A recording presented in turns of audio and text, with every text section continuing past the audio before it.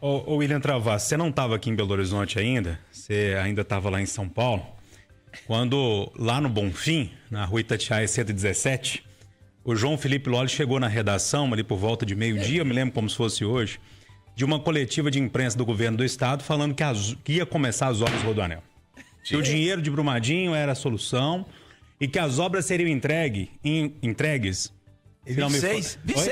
Outubro de 2026. A gente tá falando que as obras vão começar ainda de novo.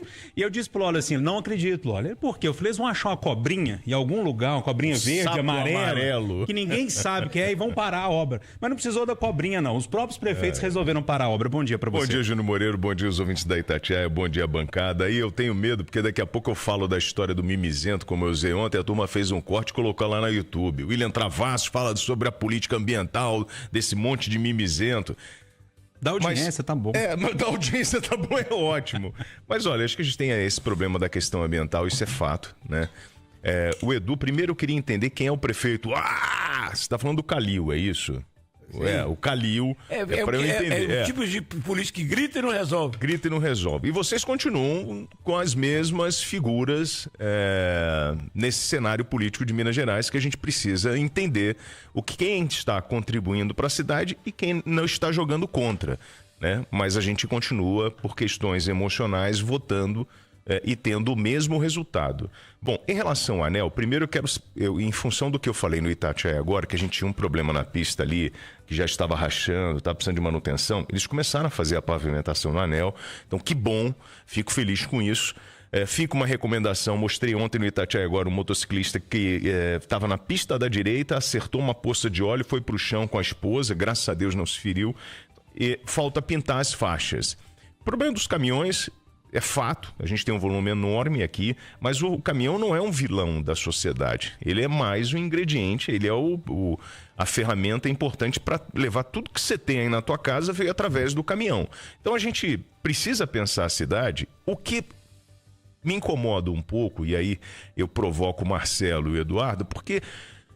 Se a prefeitura, e isso já não é do Damião, isso é do Fuad, se a prefeitura resolve assumir essa responsabilidade, eu parto do princípio que a prefeitura está preparada para isso e tem projeto para isso. Porque se não tem, seria de um amadorismo absurdo. E aí eu já provoco a prefeitura. Prefeitura, o que é que vocês pretendem fazer no anel? Vem no Itatiaia agora e me diz.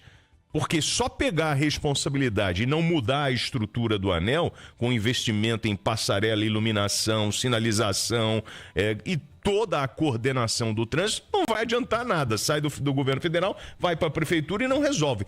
Mas, como isso era uma coisa do Fuad, eu parto do princípio que a prefeitura está preparada. Eu acredito que os prefeitos estão conversando sim. Né? O Edu falou assim, o Álvaro tem que parar de dar tanta entrevista e tirar 2 horinhas para pensar. Espero que ele já tenha feito isso e já tenha um planejamento. Ou então, a gente não vai estar enxugando o gelo e não vai resolver o problema. Ô Rita Mundim, queria te ouvir sobre o anel rodoviário, as soluções propostas. Bom dia para você. Bom dia, Júnior. Bom dia a todos. Nós estamos falando de 2 problemas. Um problema pontual que pode ser melhorado com a prefeitura municipalizando o anel. Mas o problema mesmo, ele é estrutural. O que nós temos no anel rodoviário é uma avenida metropolitana, como disse o Eduardo. Então, essa avenida precisa de melhorias para que a gente não tenha tanto medo de morrer quando tem que transitar pelo anel. Mas o problema estrutural é que essa avenida metropolitana, ela une todas as vias, né, que passam por Belo Horizonte. Então é necessário que os caminhões que estão vindo do norte, do sul, de onde quer que seja, utilizem a mesma avenida utilizada por nós, cada vez mais utilizada por nós. Então o problema estrutural precisa da boa vontade política, e aí nós discutimos esse tema ontem, as questões ambientais, elas têm que ser levantadas, tem que ser feita uma análise custo-benefício, essa é a conversa. O que vai prejudicar e o que vai beneficiar Betim? O que vai prejudicar e o que vai beneficiar Contagem? O que vai prejudicar e beneficiar Belo Horizonte, Nova Lima, todos os municípios da região metropolitana? Então, qual é o ônus? Qual é o bônus? E em cima disso, isso, gente. Fazer um acordão político e resolver o problema estrutural, que é o Rodoanel em pé. O Rodoanel tem que sair do papel para que o anel vire uma avenida. É simples assim. E aí a prefeitura vai cuidar de uma avenida que passa, que corta Belo Horizonte. Ô, Júnior, só uma resposta aqui pro WT, que ele fez uma provocação pra gente, né, Edu? O prefeito Álvaro Damião, em várias entrevistas, ele tem falado qual que é o projeto, né? O que ele pretende fazer no anel rodoviário caso a municipalização aconteça, né? Tomara que aconteça na próxima semana. Ele até alguns pontos bem detalhados, por exemplo, uma parte que alaga ali no Del Rey, que é um problema antigo que a região conhece, ele já falou, ó, isso é uma coisa que a gente tem como fazer. Então, assim, algumas reformas de viadutos, tem os detalhes que a prefeitura já sabe que tem que fazer e tem dinheiro para fazer. Então, assim, a municipalização vai ajudar, não vai resolver, mas pode ajudar muito. Então, vocês estão criticando por quê, gente? Ô, Júnior, o WT falou na questão do caminhão vilão. Eu preciso aproveitar essa ocasião para dizer o seguinte: quando eu faço esse discurso, tem que tirar o caminhão de lá, eu não estou dizendo que o caminhão é um mal, não. É o contrário. Eu estou dizendo que o caminhão precisa sair de lá para ele chegar ao destino, para ele ter certeza de que ele vai chegar ao destino. Porque hoje ele sai da Fiat em Betim e talvez ele vai chegar a Guarapari, talvez, 20 horas depois, porque pode ser 3 dias. Ô, Júnior, e eu aproveito para dizer também que me assusta, criticar política é muito fácil, né?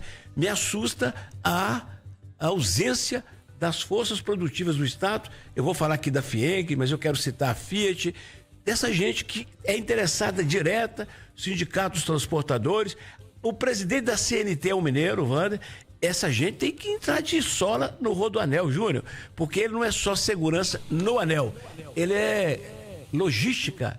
E o Brasil é rodoviário, né, amigo? Só um pitaco, então. Então vocês concordam que a municipalização é a melhor opção nesse momento? Claro, a melhor opção. Não vai resolver, mas é a melhor opção. Ela tem que vir pensado de muito planejamento e muito dinheiro.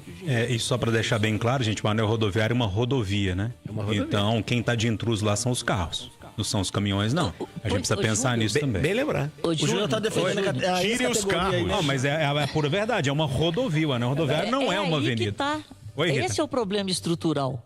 Esse é o problema estrutural, porque existe uma rodovia dentro da cidade.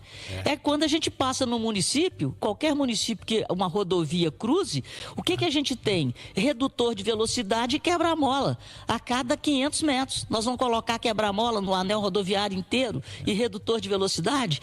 Então, é uma avenida que é uma rodovia dentro de uma grande metrópole, numa região metropolitana imensa e que está afetando para pior a vida de todos nós. A municipalização vai melhorar uma rodovia que é avenida, mas não vai resolver o problema estrutural da logística, que é necessário um rodoanel.